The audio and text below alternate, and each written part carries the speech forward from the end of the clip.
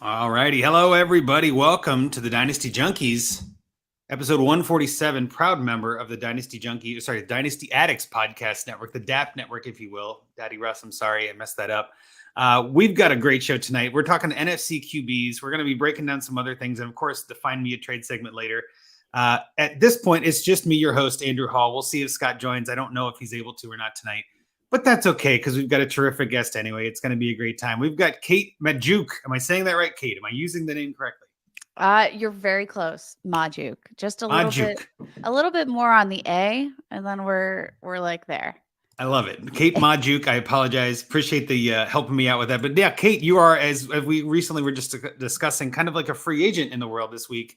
But I know you're still busy in the fantasy space. I know you're big on Twitter. But why don't you tell people kind of where you are and where you were maybe and where you're looking to go, and we can kind of kick the show off with that before we get into it. Yeah, absolutely. Thanks for teeing me up. Free agent, first time ever in my adult life, which is kind of crazy, but doing some freelance work right now, looking for my next full-time opportunity. Working obviously in the fantasy sports, gambling, sports betting network and side of things. So eager and excited to see what's to come. But in the meantime, podcasting with my fantastic wife, Michelle, on the Ball Blast podcast, and with my good friend, Marcus Mosher, on the Locked On Dynasty podcast. So I'm not disappearing. I'm still kicking around here while I'm a free agent. You can't get rid of me that easy. Damn, Skippy. I like that. And I know Ball Blast has been your thing for a while now. I love that that's still going. I love that the podcast is still kicking. I know I've really toned back my podcast digestion, I guess. My listening is really toned back in the years because I don't want to steal takes, I guess is the logic I keep telling myself. I've actually done the same thing. I don't want to subconsciously pull anything from anywhere. I just don't want to accidentally say something someone else said and then get blamed for copying. I'm like, darn it, you're right. I did listen to that. And you're right. So I really tried to be a little more intentional in a way. And it's not as a negative to anybody. I'm not trying to like slight anybody. It's just, it's easier for my brain if I just know I came up with it, I guess, because I am really good at absorbing thoughts and regurgitating them. I don't want to do that. I'm trying not to. But yes, again, love the podcast. I know I've listened a few times. I know that the Locked On is one that I listen to a lot too. I know I love you and Mosher, of course, on that. And Williamson and McDowell, of course, terrific on that as well. I know that's a classic staple of my rotation while mowing the lawn every now and then too. So really glad to have you on. I know this is one that I was excited to have. I'm like, I don't think we've ever had you on the show before. I know that you do a lot of podcasts. You do a lot of work on the fantasy space. I mean, how many years now has it been? I know I saw you at the Expo a couple years ago, but it's been 3 years, 4 years since you've been in this? I don't remember exactly. It was 2018, I think. 2019? 2018. 2019. So maybe going into your fifth season kind of a thing. 2019. It might be, it might have been 2019. It doesn't matter. It's been a few years. Long enough. Been around the block a couple times. Yeah, every single season, like seeing the evolution of fantasy, seeing the evolution of Dynasty. There's something new to learn every single year, and the NFL is so dynamic. So as soon as we catch up and fantasy scoring catches up to trends, the NFL shakes it up for us again. So, we're always going to have something to obsess over, at least as fantasy junkies.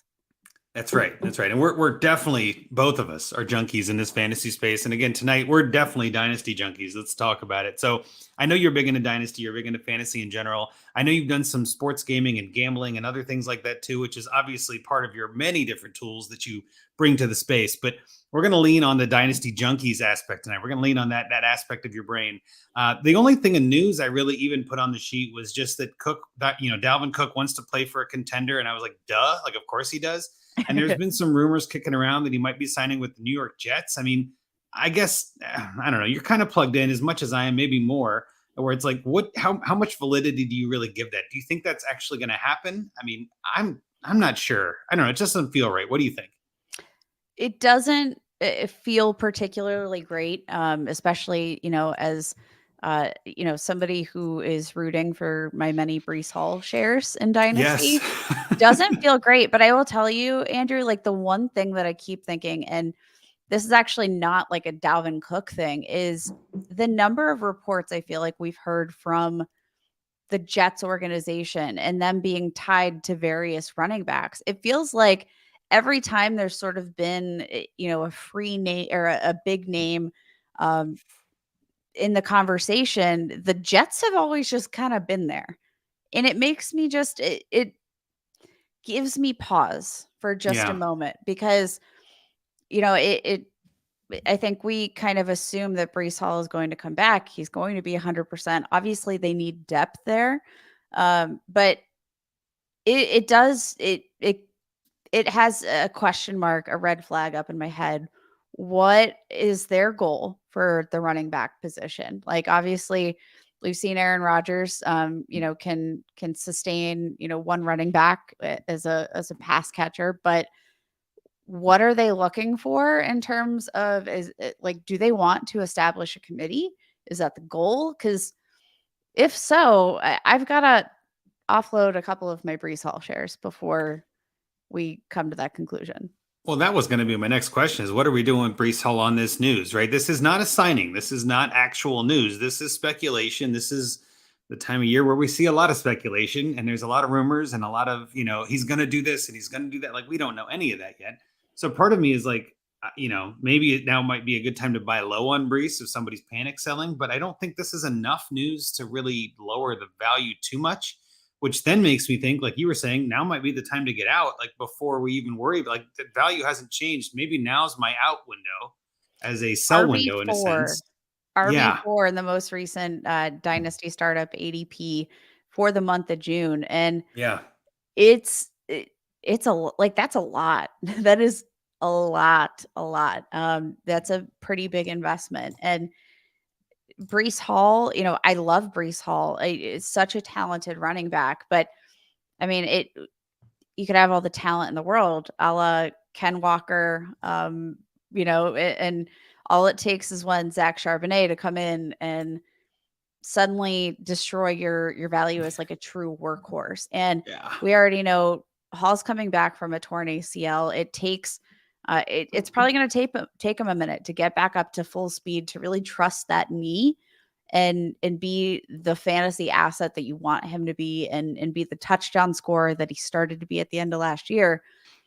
It just might take a second, but again, there's something in the back of my head that, even if it's not Dalvin Cook, even if it's, not Zeke, like whoever they've been rumored to, like the fact that they haven't been out of the conversation on anybody just, again, makes me a little bit hesitant about going all in on Brees Hall at RB4. Yeah, there's a lot of smoke. That's for sure. There's a lot. They've talked about this before. They still got Michael Carter. They drafted Israel Abanikanda, so it's like they're clearly trying to stack up something in that running back room behind Brees that makes me feel like maybe they're nervous, which then makes me nervous, right? Yeah. And again, you mentioned it, RB4 in DLF recent June ADP, and he's going right ahead of, which I think these guys might jump him with some of this news and some of the hesitancy. But you've got Amon-Ra St. Brown, Jalen Waddle, Tyreek Hill, and Chris Olave, 4 receivers right after him. And then Saquon Barkley at RB5 at 14 overall. I mean, Brees Hall has always been one of those guys that I think is still worthy of that value. But this is the same kind of logic I went by a couple of years ago when Jonathan Taylor was RB1. And I'm like, now might be the time to get out, right? Like, yeah, he's RB2 now. Like, his value hasn't dropped that much. But once you get to the top of the mountain, there's really nowhere left to go. And I mean, like, if RB1 is Bijan, which is ADP says that too, like that's always, I mean, that hasn't say always, that's been the case since January or so, right? You got RB1 at Bijan, RB2 Jonathan Taylor, RB3 is Christian McCaffrey. Foreshadowing, we'll talk about him later.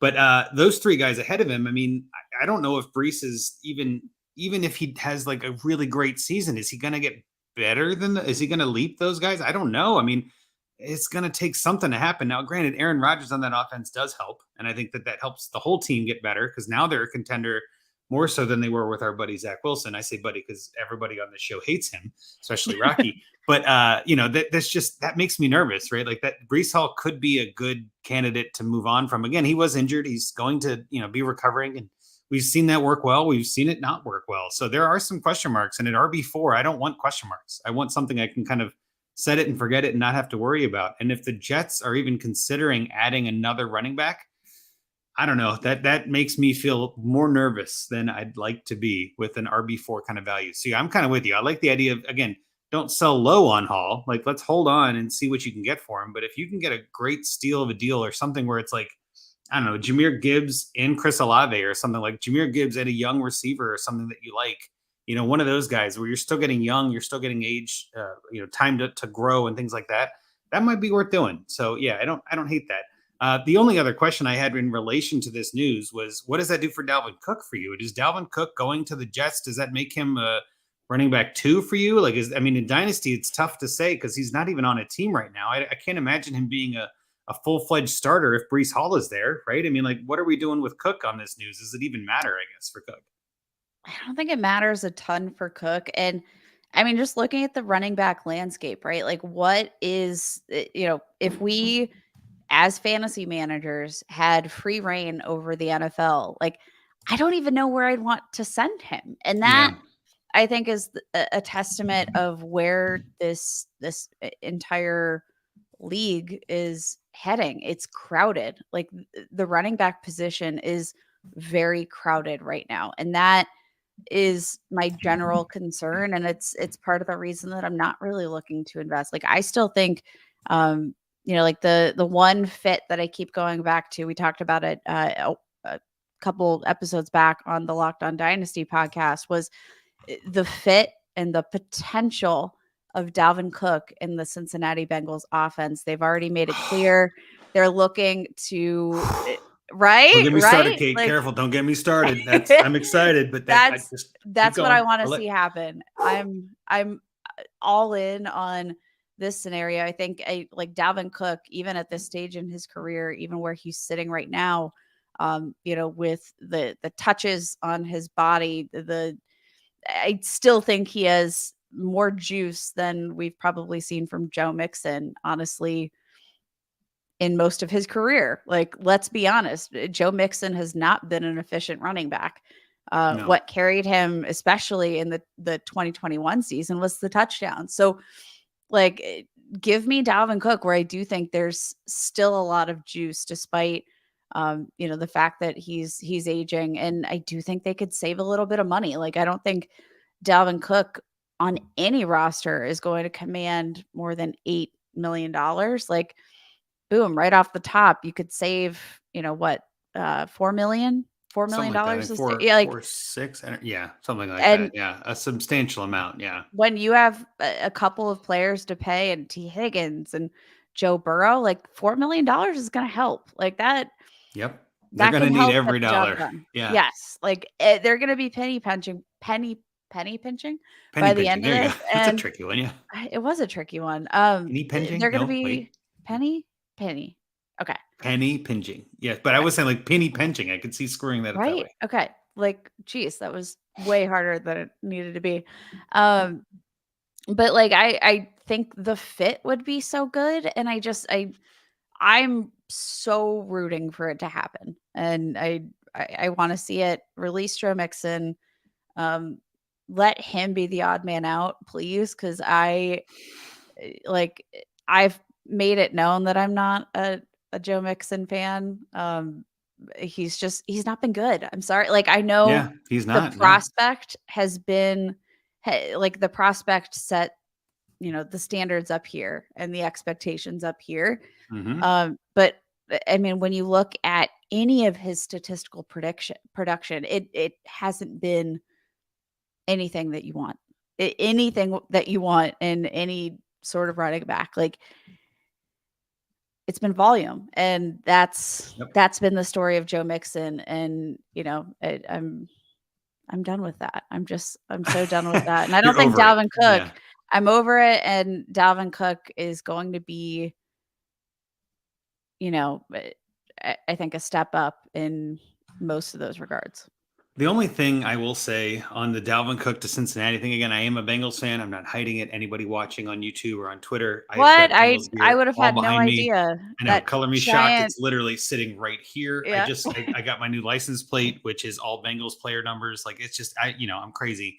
But the thing is, the Bengals historically have not paid for a veteran running back. That's just not something that they've done. They haven't. I don't think they've done it since like 2020, something like 20. I'm sorry, 2000, like 20 years. They haven't done it in a long time. And so my Technically, they logic there paid is, Joe Mixon well, that right. So veteran they money. tend to give second contracts to their guys that they drafted, but they don't tend to pay veteran journeyman backs even for 1 year contracts. It just hasn't been the way that it's been done.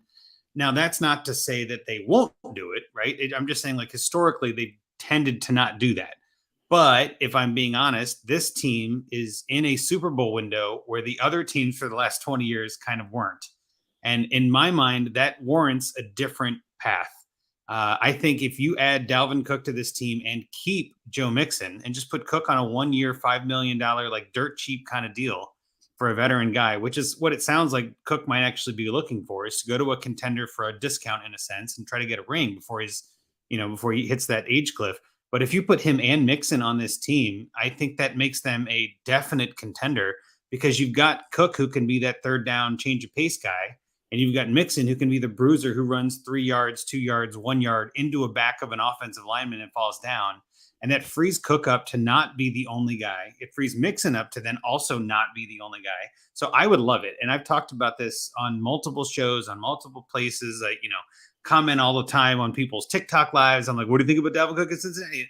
I'm trying to manifest the crap out of it, right? I don't know. I don't think it's going to happen, but my goodness, that team, imagine that team with Dalvin Cook. Like, that's immediately better.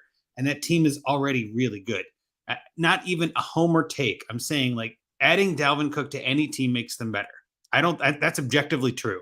And if you add them to a team that is potentially top 5, let's be generous, top 5 in the NFL, that could put them top 1, top 2. And that's what you got to be in this league right now. You got to have something that stands out. You really have to be above and beyond, especially in the AFC. So again, don't get me too excited here, Kate. That would be I would get a Dalvin Cook jersey in a heartbeat. Let's put it that way. But with that, I think we've covered that because again, it's pure speculation, but what else are we going to talk about in June, right? We got to have something to keep the gears running and keep the media machine moving, right? With that being said, is there any other news that you want to talk about or any other speculation or any other reports that you heard this week that you feel like might be worth talking out loud and thinking out loud in your way? Honestly, like we're scraping the barrels here. Agreed. Feelings on Sony Michelle. Like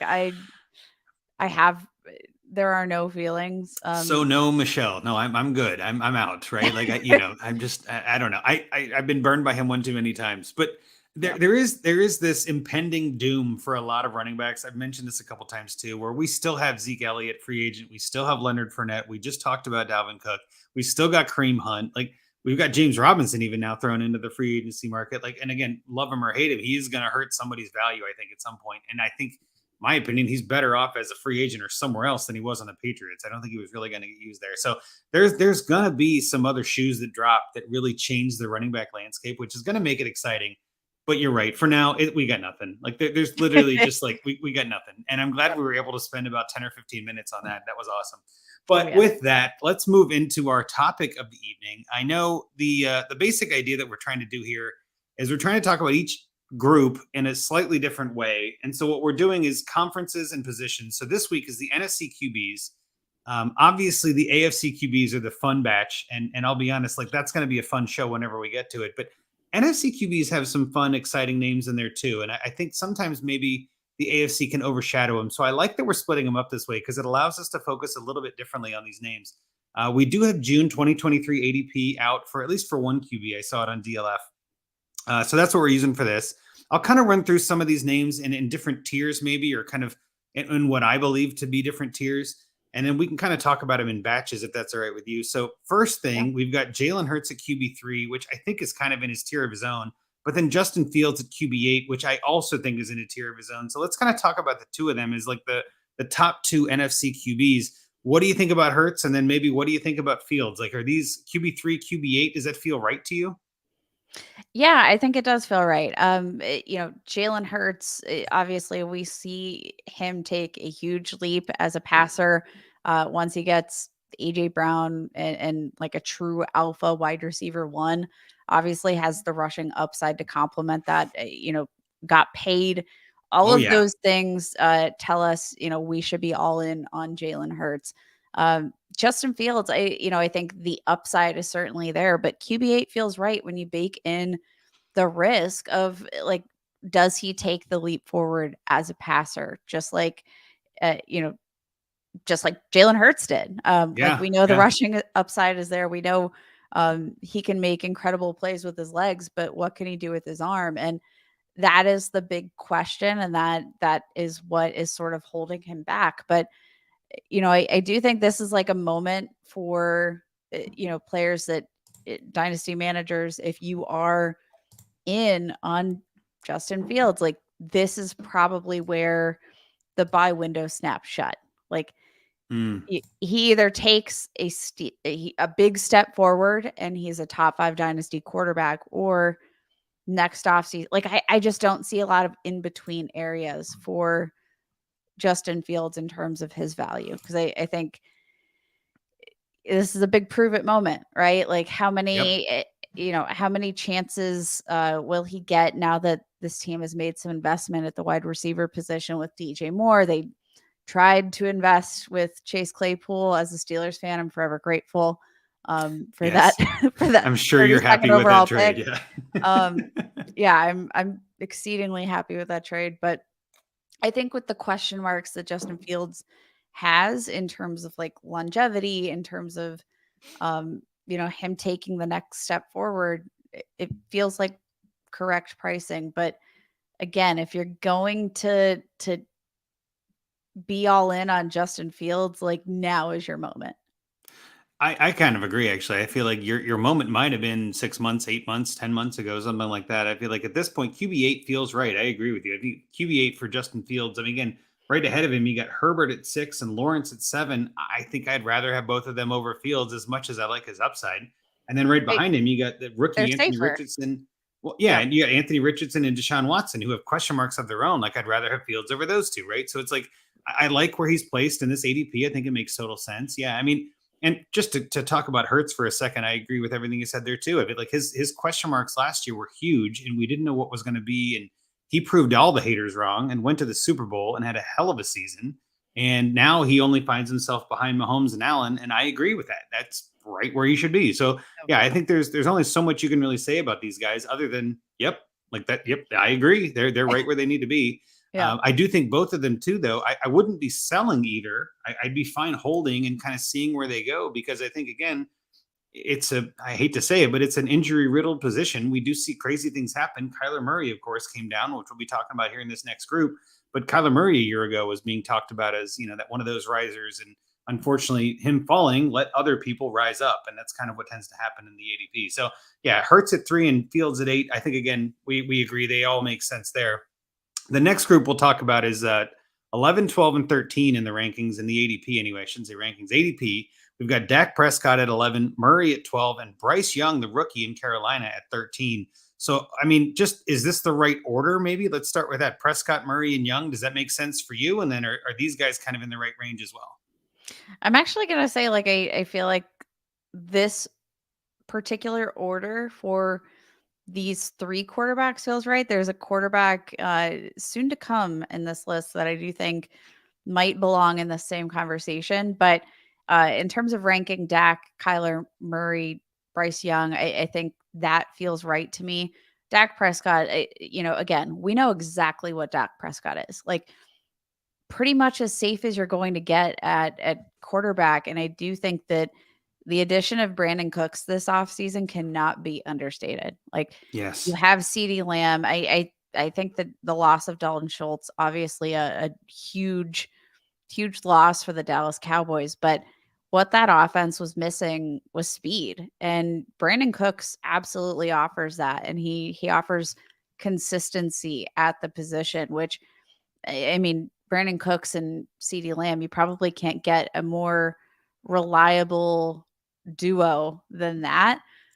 Like I just see the Brandon Cooks acquisition as such a big move in the right direction for Dak. We've already seen tremendous upside for him. We know he's able to, snag a couple of rushing touchdowns, which are in most leagues, more valuable for Comes in those. handy, yeah. Like it comes in handy. We know he's capable of making some plays with his legs. Like he's not going to rely on those plays, but you can count on a couple of those that might win you those weeks. He's going to have some ups and downs, but largely speaking, I think, Dak, he's a very steady quarterback. And that feels right. Now, you alluded to the injury of Kyler Murray being the thing that dropped his ADP. And I actually think Kyler Murray is such a fascinating player for Dynasty right now, because I don't like a torn ACL should not be the reason you are out on a player in Dynasty.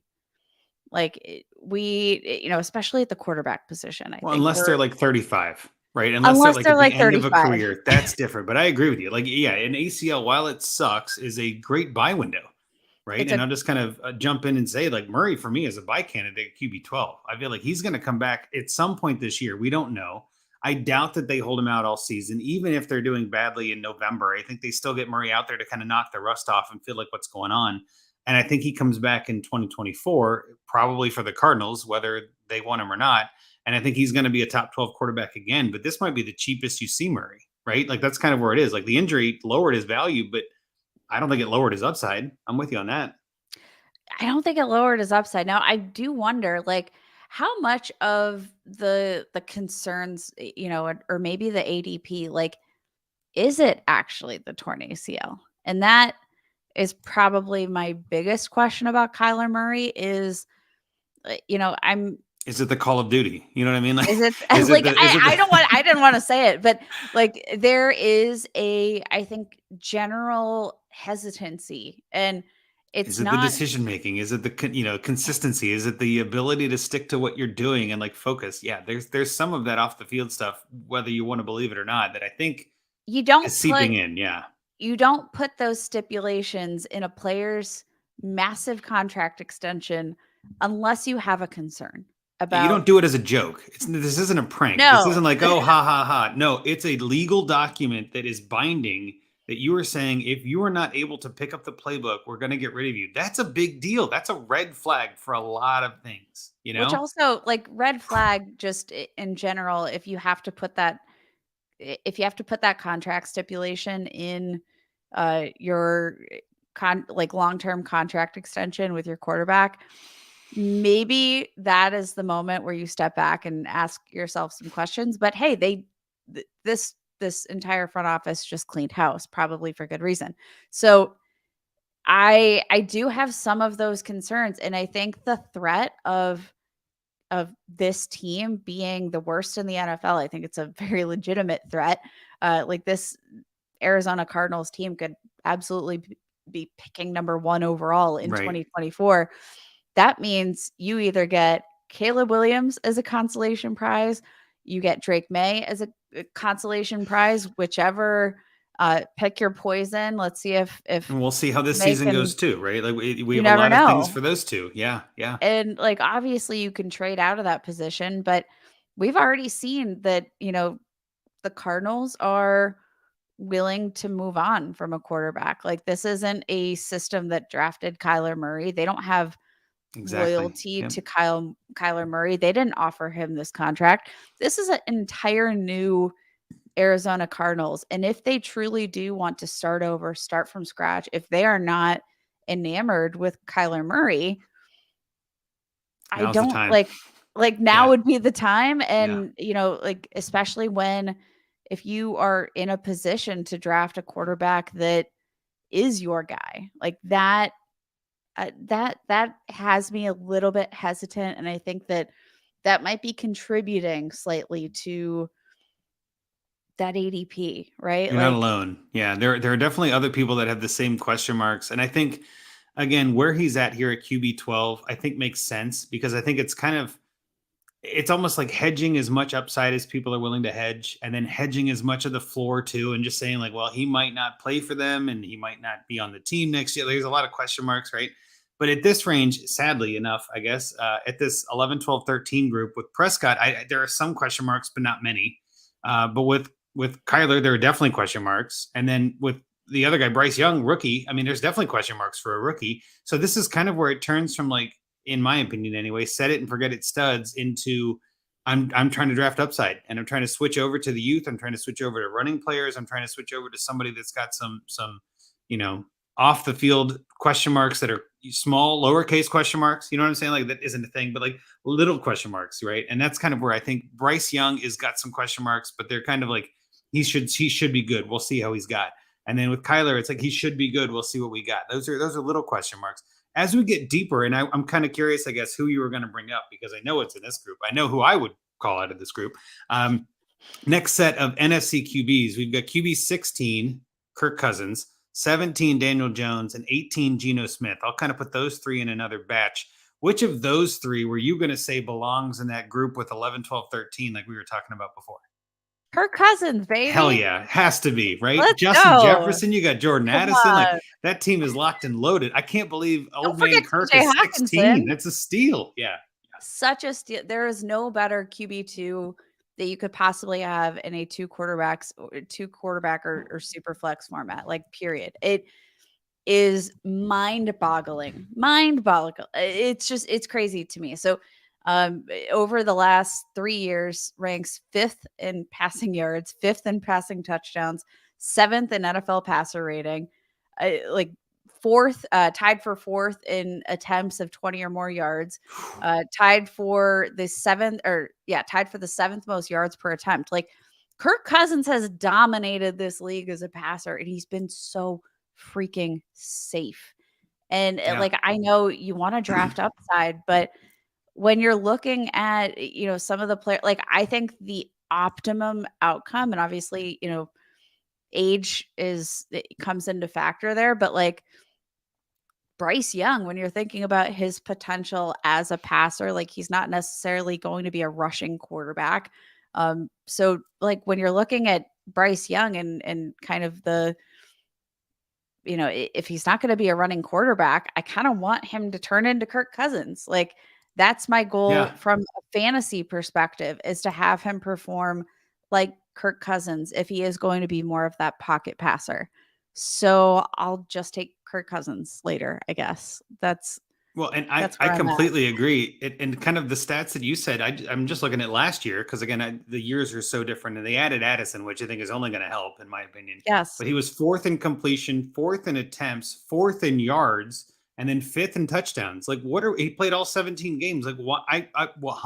Like, granted, he was QB 8 overall, and then QB like 17 on points per game, which is where I think some of this is like, he does throw some picks. He had 14 interceptions last year, which is not great. But you know who else had 14 interceptions was Josh Allen.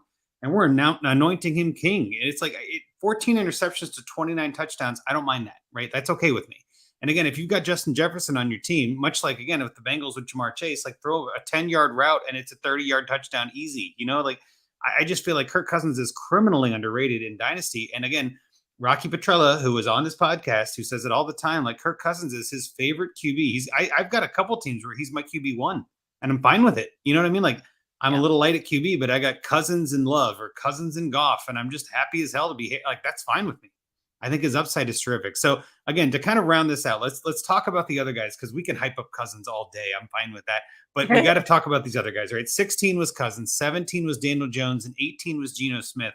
In my mind, Daniel Jones has a lot of question marks. He had a great year, but they don't really have a stellar receiving core. Yeah, they added Darren Waller, and Barkley, of course, is still there. And there's a lot of talk out of camp or mini camps or whatever about Paris Campbell being the guy, which I will, when I see it, I'll believe it, but I don't till then. I guess, what do you think about Daniel Jones? Does this feel right to you at QB 17, or does that feel too high, too low? What do you think? That feels fine. Exactly. Fine. It's like, all right.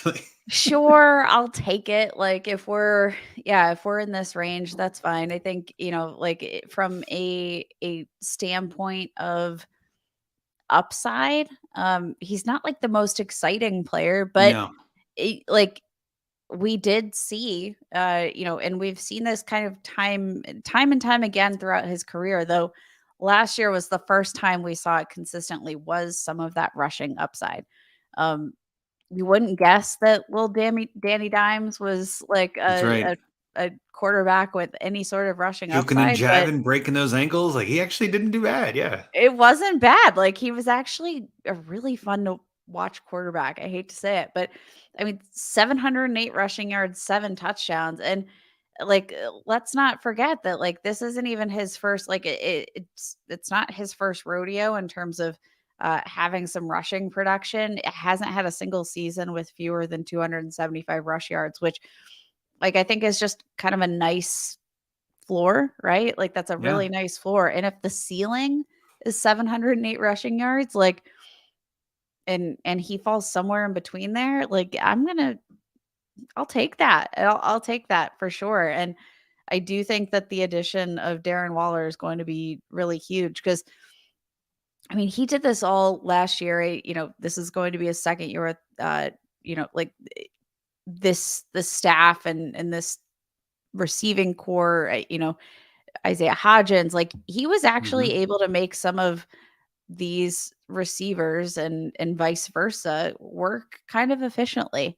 Yeah. Um, like if we can get that touchdown rate up a little bit from a passing perspective, like best year of his career, only through 1.1 interception rate, like that you're gonna take that all day. I think where Hmm. he can improve is definitely some more of the consistency and obviously being able to make those throwing touchdowns, but you know what helps that? Like good receivers. And I think Darren Waller, the move that the Giants made, they didn't sign a wide receiver one, but they kind of did. Like they kind of got a wide receiver one in Darren Waller, and I think Waller that ain't no was the slouch. goal. I'm with you. I'm with you. Yeah, he's a little bit underrated. I think Waller is too because he's injured and there's this. He's getting older, but tight ends old doesn't matter yet. Like we're fine.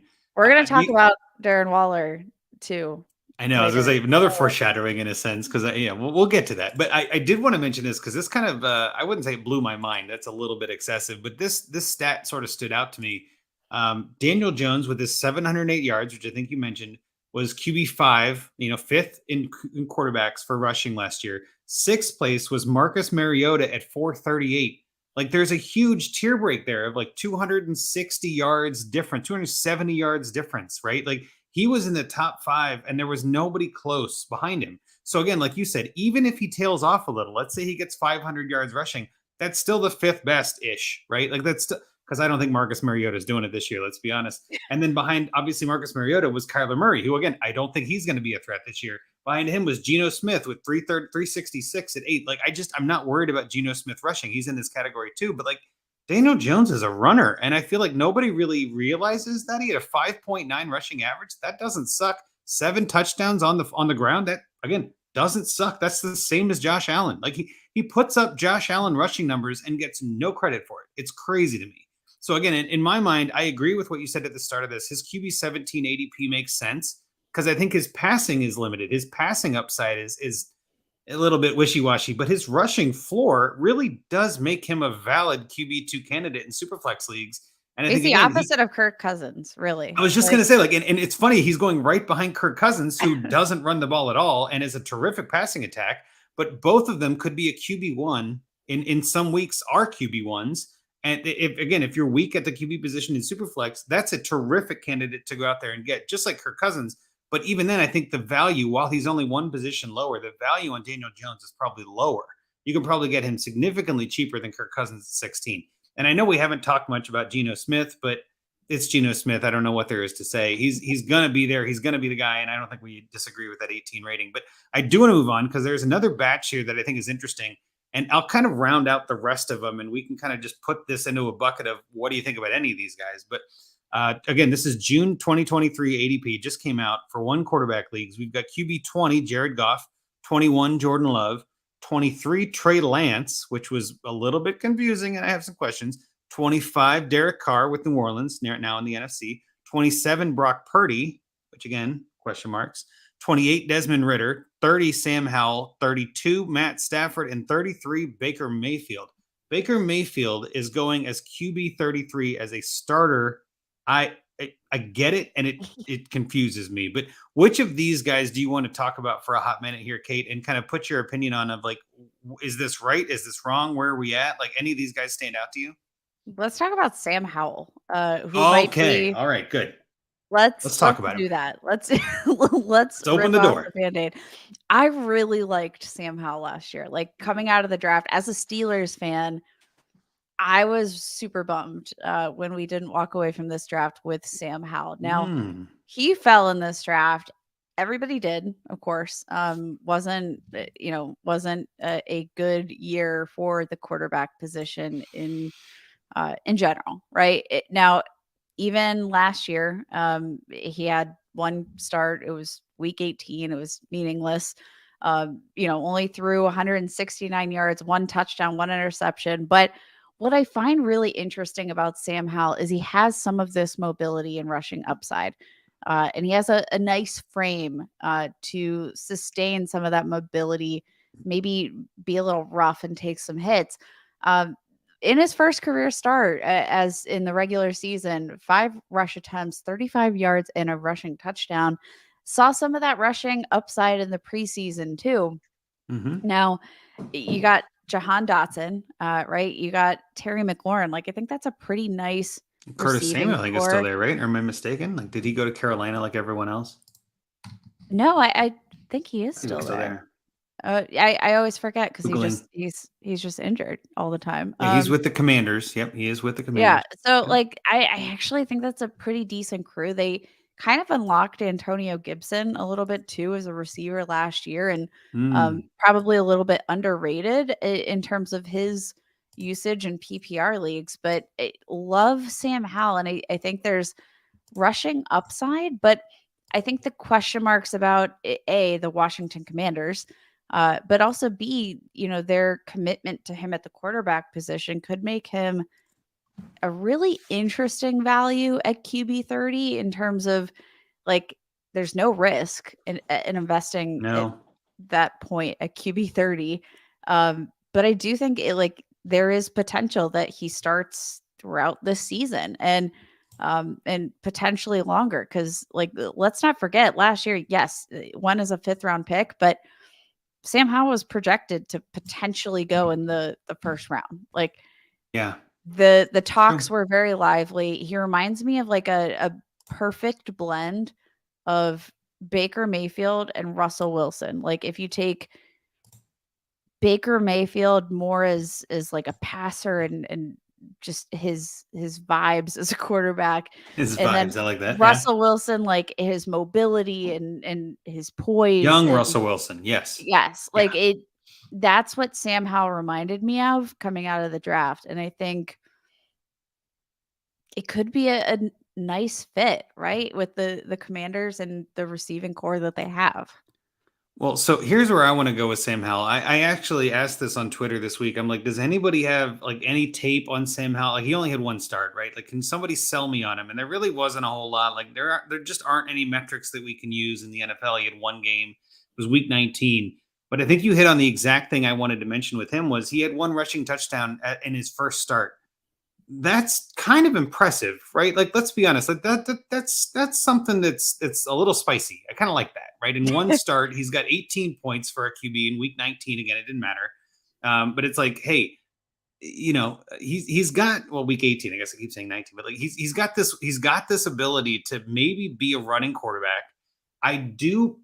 As kind of a downside, I do think his leash is pretty short. I think that the Commanders are kind of in this we got to see what we got. And if it's not going to win, we got to move on kind of a state. And I think Jacoby Brissett is no slouch. I think that there is a non-zero chance that Brissett starts 12 games and Howell starts 6, or 5 or whatever it is. Like, I think that Brissett has a chance to start more games. It kind of depends on how the team builds around him.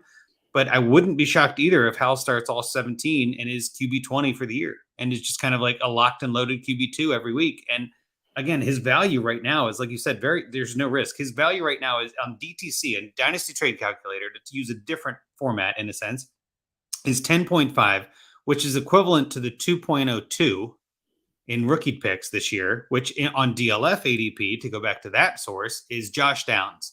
And that's again in one quarterback league. So we're talking one quarterback versus Superflex is a little wonky. Actually, here, let me go apples to apples just to be safe, because I know that is not accurate in Superflex. Let's be clear. So in Superflex, it's Kendry Miller. Perfect. That's a much better player. Kendry Miller or Sam Howell. Which one would you rather have? Like, clearly, Josh Downs is not the answer, but Kendry Miller, I could see people thinking Kendry Miller is a good pick. It's rookie fever season is still among us, and kind of deep in that season. I would gladly trade Kendry Miller for Sam Howell. I think you're entirely right. It's hard to get a QB like that who's a starter, and I think he's criminally underrated. So if that's the cost, is the 2.02 in Superflex drafts, I don't know. That just feels like a slam dunk to me. Am I wrong, or do you agree? I know you're hyping Howell up, but that's got to feel cheap to you, right? It definitely feels cheap, although I will say I do love Kendry Miller. I do too. I'm not hating. I'm just like saying. I love it. So that would, at least that trade specifically, if that pick is on the clock and they offer me Sam Howell straight up for that pick, and I'm staring at Kendry Miller, it's enough to give me pause. But another note, like, it just in the preseason, so like we talk about that rushing upside in week 3 of the preseason. And again, I know it's the preseason. Leave me alone. Week 3 of the preseason, 62 rushing yards. Week 1 of the preseason, 3 attempts, 19 rushing yards, 2 rushing touchdowns. So this man has scored 3 rushing touchdowns in his career, albeit 1 in the regular season. But it's not like we just saw that single flash. We've actually seen 7-yard average. Yeah, he's still running well. Yeah, we've seen a tendency, at least, towards the run, and a propensity towards the run for Sam Howell in the very limited action we've seen. Even if, like, as a passer, hasn't necessarily shown a lot of bright spots, but another off season in the books. A healthy Jahan Dotson all season. I think the potential's there. I'm with you entirely. And I want to pivot to the other, I guess, discussion for me. There's a lot of good quarterbacks in this range that we could spend hours talking about. But the one that comes to mind is the San Francisco debacle. I feel like we'd be remiss if we didn't talk about this. There's just all sorts of question marks around this. But Trey Lance at QB 23 and Brock Purdy at 27. I mean, these two guys could not have different draft capital. Like, they literally traded everything for QB, like 3rd overall, for like their QB1 of the future for Trey Lance. And then it just kind of it got injured and it didn't pan out. And then Mr. Irrelevant Brock Purdy comes in as the last pick in the draft. That it was kind of like I wouldn't say it was a luxury pick, but it was kind of like, yeah, I guess we'll take him. Like, it's the last pick in dodgeball. Like, clearly nobody wants you. And he comes in and kind of dominates last year for a good stretch when they needed the wins the most. I mean, maybe the easiest question is, which would you rather have, Lance or Purdy in Dynasty right now? I mean, with the draft capital for Lance, I tend to lean that way, but Purdy's put it on the field and has actually showed what he can do. I mean, Lance at 23, Purdy at 27, which would you rather have? Ugh. That says it all. I agree with you. The issue. So I feel like the Kyle Shanahan debacle is just like an issue in and of itself. Like, his system is quarterback friendly, but I also think that makes it a lot harder for them as a team to evaluate the quarterback position and make decisions. And I think that has put them in a never-ending conundrum, it feels like, in terms of evaluating who they actually want to be their starter, their future, who they actually see as their franchise guy, because like everybody looks good in the Kyle Shanahan offense. So like, right. Yeah, it's going to make your decision making hard. I have concerns about the fact that like in this offense where everybody looks pretty good, they're still not bought into Trey Lance. Like, yeah, that's the biggest concern for me. But I also like, it's really hard to say like, okay, so maybe San Francisco's not the spot for Trey Lance. Like, maybe he gets a second opportunity and, the upside is there in terms of production, but like also it's hard. He's 23 years old. He's not experienced. Like in the NFL, he wasn't a very experienced quarterback at the collegiate level. Like, Well, yeah, he was in he doesn't have the reps. FBS or whatever, right? He wasn't even in like actually he was in the lower tier, right? And it didn't do. Maybe I'm mistaken on that, but I'm with you. Like his college career wasn't great either. He didn't have that many starts. Yeah, I think he's thrown less than like 500 career passes since college. That is an estimate, but it's very close if it's not accurate. Um, now I gotta I'm do some looking because I'm research. curious Yeah. too. There were it's not a deal breaker because again, he's only 23 years old. But it's something that like I think is relatively concerning at the very least in terms of him getting live reps. Like Yeah, those live reps are so incredibly valuable, especially for a quarterback that was raw coming out to begin with and needed so desperately to get reps. He hasn't got them. Last year was due to injury. The year, like it's kind of a mess, but it's really hard to overlook maybe what he could do if given a second opportunity. And I mean, the nice thing is, like, I don't really think it's going to cost any team much if they do want to take a sadly for flyer. San Francisco, yeah, Yeah, yeah, like they spent a lot on him, and I don't know. and it just I wanted to make sure I cover this because you mentioned it, and I was thinking the same thing you were that I don't think he's even thrown 500 passes, and you're exactly right based on the stats I'm looking at.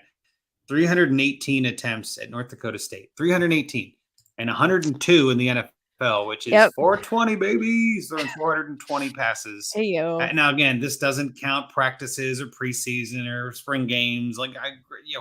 So again, The let's live round game up and say reps, like, 500. Still, yeah. that's even if you get like the most generous way possible, even if it's 500, that still ain't much. I'm sorry. Like that's still like just not for 5 years of stats to have an average of less than 100 a year of attempts. I'm nervous. I'm nervous. And I think San Francisco is nervous too. And that's what we're seeing. And that's why we're seeing Brock Purdy rise up these ranks. I know that I think it was December, in one league where there was no trade deadline, which is again, hashtag team no trade deadlines. I traded Brock Same. Purdy for a first. And I was just like, let me get out while I can. I don't know what he's going to do. Like, I felt like that was a good price. And it's still a good price. Like, even as of right now on DTC, because again, I was curious. I'm always curious. Brock Purdy is going at about the 112 as a price. And I'm like, I get that. I could see sending the 112. And then Trey Lance is going for about the 109, like 109, 110. So again, Lance is still valued more. I think a lot of that, though, is like I said, draft capital, right? Like the team invested so much in him, they can't just bench him. Sure, they can, especially Shanahan. Like Shanahan doesn't care. And I made this point a number of times last year. Whenever I talked about Brock Purdy, I'm like, literally, you could put me at quarterback for the Niners and it'd probably be fine. You know what I mean? Like, you got such a great team around him. Like, and I'm not trying to belittle Brock Purdy. Again, he is better at football than I will ever be at anything. I'm not saying, I'm just saying it doesn't take much to be good in that offense. And I think, again, if Brock Purdy was on Washington fighting with Sam Howell, that would be a valid fight. And I think with San Francisco, they just need somebody who's going to be there, who's not going to mess it up and is not going to turn it over. And that could be Purdy. And that's what makes this whole thing kind of crazy. Again, June ADP in one QB leagues, especially Trey Lance at QB 23 and Brock Purdy at 27. I am really curious to see what those two numbers do as we head through the rest of the summer. But one question I do want to ask as we kind of wrap this up, and there are a bunch of names we didn't talk about, but is there anybody that you're looking at? We try to lean NFC, but is there anybody you're looking at in the quarterback position that's kind of a sleeper for you? Somebody that may be deeper in dynasty leagues that may not be on waivers, but that you can get for a third or something that like as a throw in on a trade. Is there any QBs that you're trying to add on the cheap before we get to the season? Sam Howell is definitely my He's a good like one. he's my throw-in guy. Like I'm always gonna try to sneak him into a trade. But shout out to Geno Smith. I just want to shout him out because we didn't talk on Right. him a ton. But like ADP is absolutely perfect. What is the update for June? Can you remind me? QB 18 for Gino. Are you talking about? QB 18. Yes. So Yeah. last month, he's actually falling. Last month, QB 15. But one of four quarterbacks with 30 or more passing touchdowns. The only quarterback in the NFC to throw 30 or more passing touchdowns. Fun fact. That's kind of cool. ranked first in completion percentage, fourth in passing touchdowns, fifth in passer rating. He dominated, and he had a really nice rushing floor. I think at QB 18. I'm going to be all over that. Like, are we actually here thinking that, the trio of DK Metcalf, Tyler Lockett, Jackson Smith, and Jigba, and then we're going to pair it with Kenneth Walker and Zach Charbonnet with, some, I think, receiving upside. Like, yeah, I'm going to take that all day. I'm going to take the guy that's throwing to what might be one of the best receiving trios in the entire NFL. No, you're entirely right. And I think, again, that QB 18, if he's still falling, and again, that it's ADP, and we're going to see how that comes out in July. And yeah. it's falling, but not, cratering. It's just leveling out. I think there's more people rising than him falling is really what it is. I think I'm entirely with you, though. Like, that offense, if we're expecting them to do well, doesn't that mean Geno's going to have to do well too? Like, a rising tide raises all boats kind of a thing. Like, I'm with you on that. My sleeper is even deeper, though. And I like mentioning this. I've talked about this on other podcasts. Please tell me it's not Kyle Trask. It's not. I'm not a huge fan of Kyle Trask. I do like Baker Mayfield, though, at QB 33. I think there's a chance he plays for them all season. But no, it's actually much deeper. It's Malik Willis.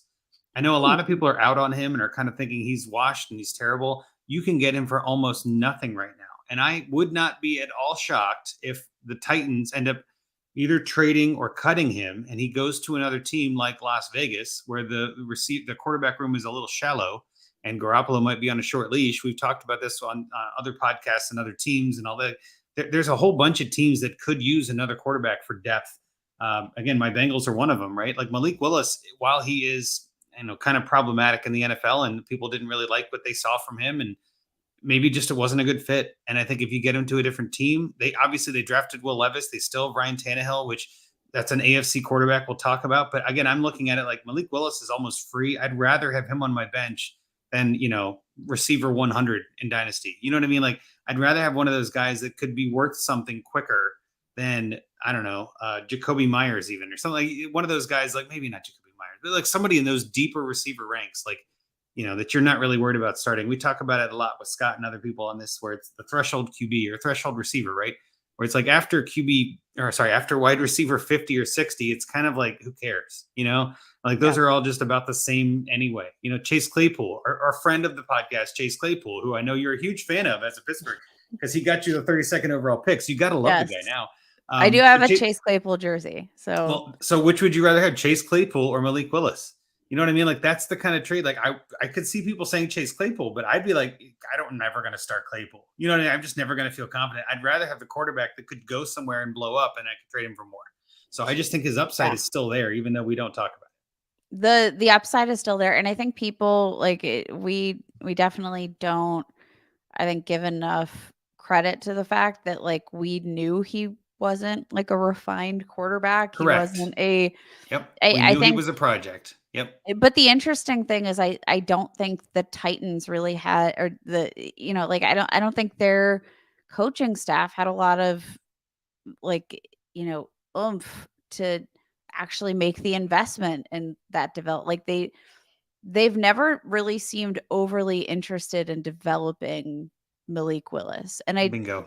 That's just like me from the outside. I'm not in the building, but like, as a consumer of all things NFL, it's never seemed to me that they've expressed a lot of interest in advancing him or molding him into their, to make him the guy, right? Yeah. Like, I think the person or the team that drafted Malik Willis had to know, like, he's got the physical tools. He's got, I think, a great leader. Like, these intangibles are there, but we need to work on the mechanics. We need to work on, some of the more basic aspects of quarterbacking and get him reps. And I don't really get the sense that the Titans were all that interested in being patient with that process. I agree. And that's what it needs. There is an NFC team that I was just thinking about this while you were mentioning that. Like, they're not interested in waiting and kind of making sure he's the right guy and investing the time in him. there is a team that I could see him going to in the NFC that would be a great fit for him, a great fit for the team. They have a need for a younger quarterback. It's the Rams with Matt Stafford.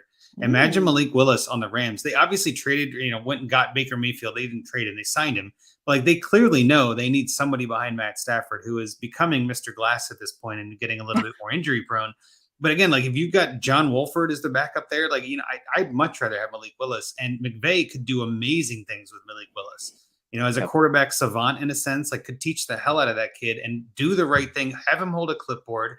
Stafford is not done yet. He's probably got at least 1 or 2 years left. That's the perfect situation for somebody like Willis. And then again, heaven forbid that, something happens to Stafford. Willis might not be a bad fit on that offense. They need some sort of spark, right? They're getting Cooper Kupp back. They've got Puka Nacua, the rookie guy that everybody's talking about. They got Van Jefferson, Cam Akers, right? Like they got a couple of playmakers there that I think Malik Willis would be a good fit. So to bring it back to the NFC, I wouldn't be shocked if we see Tennessee cut or trade him and something like that kind of crazy happens. But with that, we're going to wrap up our NFC QB talk. I think that was good. I think, again, we could spend hours talking about these guys. I love it. But I feel like we've done enough. We've covered this. So let's move forward in our podcast tonight. We're going to get next up. We're just going to talk about a quick trade. And I did want to bring this up because I love this one. In the Dynasty Junkies 1 Listener League, had another trade after the two we talked about last week. Unleash the Dragon gave up Alexander Madison to Funky Bunch for Tyjae Spears. I'm curious, Kate, what do you think of this trade? Which would you rather have, Tyjae Spears back up in Tennessee or Alexander Madison, apparent new RB1 for Minnesota? Which of these guys do you prefer? Smash Alexander Madison. Smash. Has to, right? Come on. That's a dirt cheap deal. I'm curious. I didn't ask. I wanted to ask, but I'm like, I kind of want to see when was this trade? It was literally last week. It was after the Dalvin Cook cut. Like it was this week that this happened.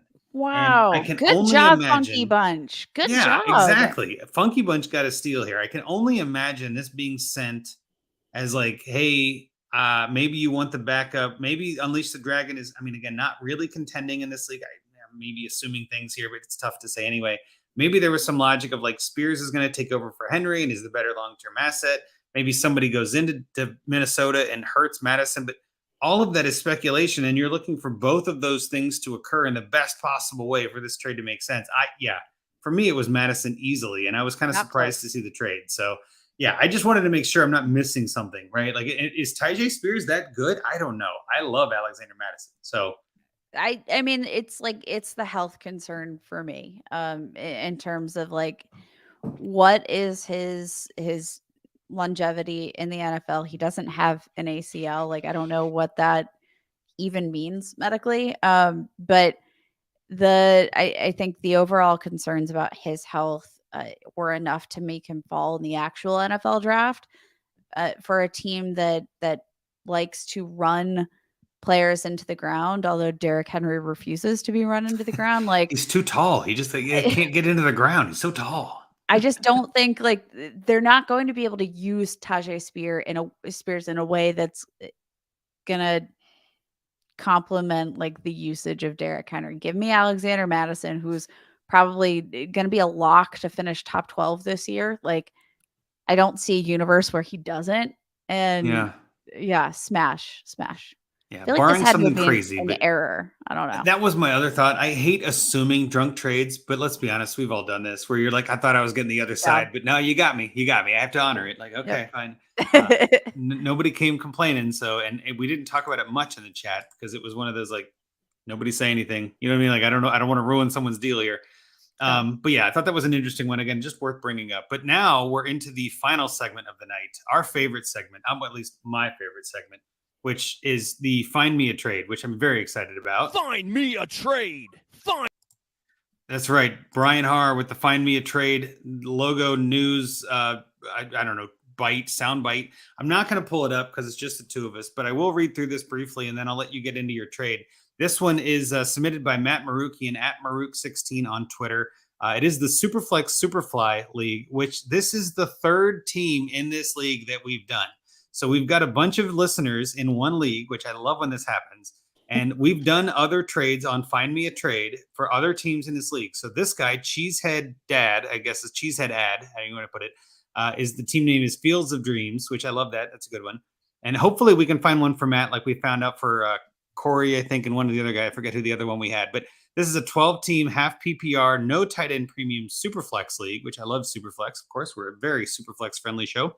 It is a start 10, quarterback, running back, receiver, tight end, 3 flex, and a Superflex. So again, pretty solid starting lineup. I think that its start 10 is kind of the minimum anymore, and from what I've seen. But again, 3 flex and a Superflex.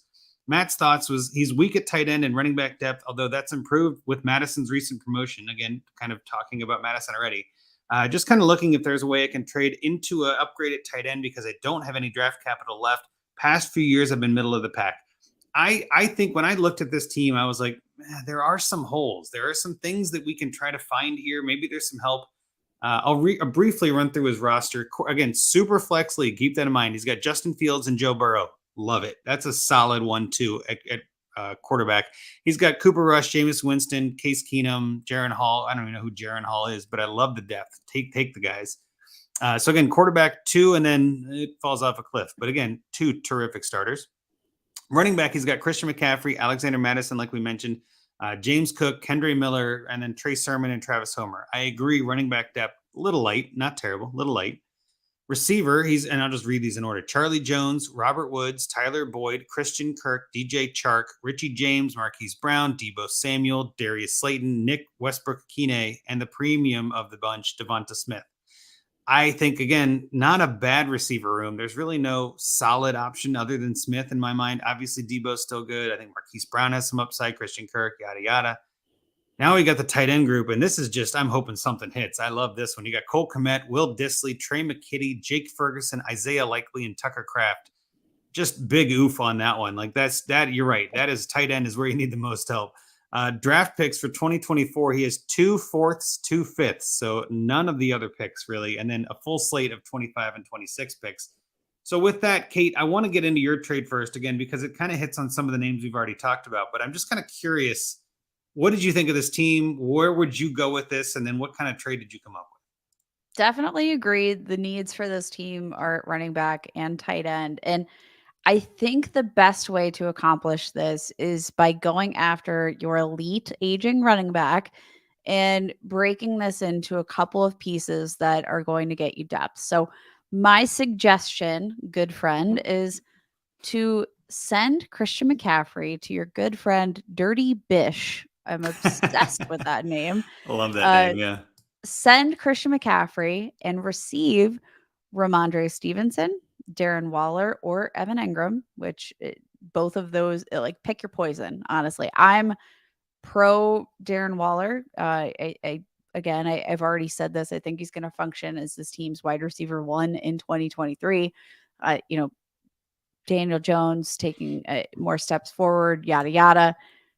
But the nice thing is, like, that's not going to be enough. It's Christian McCaffrey. Like, this is a top end running back. So you get Ramondre Stevenson, Darren Waller, and ask for those 2 2024 second round picks. So build up some of that draft capital. And if nothing else, you can trade some of those picks and package those for, some upgrades where else you see fit. I don't want to take down the quarterbacks because I think there's so many questions with Justin Fields, but you could be getting a top 5 quarterback if he develops as a passer. So I'm not looking to move on from either him or Joe Burrow. I think Christian McCaffrey and trading Christian McCaffrey for other assets that could be maybe, getting a little bit younger at the position while sacrificing just a little bit of that upside, that would be my goal. I dig it. I think actually the thing I like most about this trade is the 2 24 seconds, because then in my mind anyway, the easy counter is, okay, I'll just take 1 and I'm still fine with this trade. You know what I mean? Like, just give me some sort of draft capital in 24. I think Waller and I like Stevenson, but again, we talked about the New England running back room before. Like, I don't know, that whole thing confuses me. And I like Waller, like I said. So like, those are guys that really help your lineup right now. I think the points per game from McCaffrey to Stevenson is easily covered with Waller. And I think, again, because of your tight end room, you're definitely going to be starting both of those guys. And I think, again, that makes it worth doing to add some depth. And then, again, adding the picks, if you can get them both, great. I also feel like if the other guy feels like that's too much, or again, Dirty Bish doesn't look like they're really a contender. So maybe there's a fit where, like, he's got Brees Hall, Bijan Robinson, Ramondre Stevenson, J.K. Dobbins. Like, he's got a ton of running backs. So my logic is if that team is too heavy at running back, maybe you try to get, the fifth running back, or like maybe you pivot to Dobbins instead of Stevenson. Like, you've got some options there to make a move. And again, if you feel like Ingram is a better option, or he would rather send Ingram, that's a fine counter. He's also got Dalton Kincaid. Maybe there's a logic where, like, I'll take Dalton Kincaid and wait for that guy to get good. Like, so there's some options with this team, and that's kind of why I like the trade. At least the bones of it, I think, is pretty solid. Getting rid of McCaffrey obviously kind of hurts, but if you can replace that with another running back and help your tight end room, I mean, then you're addressing all of the needs you mentioned there, Matt. Was the tight end and running back were your iffy spot. So again, Kate, I think you definitely understood the assignment, and you said, all right, if that's what you need, let's go get it. And I think, yeah, well done. Well played on that one. I'll get into my trade. You mentioned, like, not sending a quarterback, and generally I agree with you. And I was like, well, Kate's coming on. I feel like I got to do a Steelers trade. No. So I'm like, I actually really like Pickett. I think Pickett is coming up. I think Pickett's going to have an okay year. Maybe I'm wrong, even with his small hands. So my trade was with J Hayes 719 to send Fields for Pickett, ETN, and Chigakonkwo.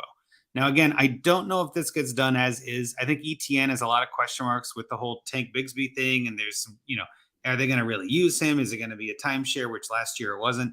Chigakonkwo is a name in the tight end space that everybody's real hyped on. It's not a tight end premium, so I feel like you might be able to sneak them one past the goalie a little bit and just be like, hey, it's not a big deal tight end league. Maybe I can get a, up and comer with high upside with Chigakonkwo. But I'm not sure too if this is one Matt would send. Like, you put it perfectly. Like, Fields is still a really good quarterback. So after thinking about it a little more, I'm like, maybe this isn't enough, and maybe you could get Jay Hayes, to add a little bit more even to this. And he's got a couple of firsts next year. He's got 1, 2, 3, 4, 5 firsts. Maybe you can get one of his 5 seconds. You know what I mean? Like, maybe you can get him to throw a little bit more to kind of consolidate. And that's something else I wanted to mention when talking about this. Anytime you look at this and you see a guy that's got 10 picks in the first 2 rounds next year, he's going to have to make some cuts. He's going to have to consolidate. And as much as this team is, I mean, Jay Hayes' team is not beautiful. His quarterbacks are rough. He might look at this and go, all right, well, it helps me consolidate, which I need to do before the draft anyway. Gives me a solid QB1 in exchange for Pickett, which, again, we don't know what his options are. And then it also adds the ability with Chigakonkwo. Like, he's got Freiermuth. He doesn't need a Konkwo, right? Like, it in my mind, it kind of helps feel out like it's helping your team. It's helping his team. It might be something both teams can agree on. Maybe there's some little pieces you can throw in. But that was kind of where my head went. Tell me about it. Am I terrible for trying to get Pickett for this, or should I just not have even tried to send Fields? What do you think, Kate? I'm gonna say I would not want to do this trade, and I'm so sorry, Andrew. No. This is the whole conversation. There's no right answer. Yeah, go for it.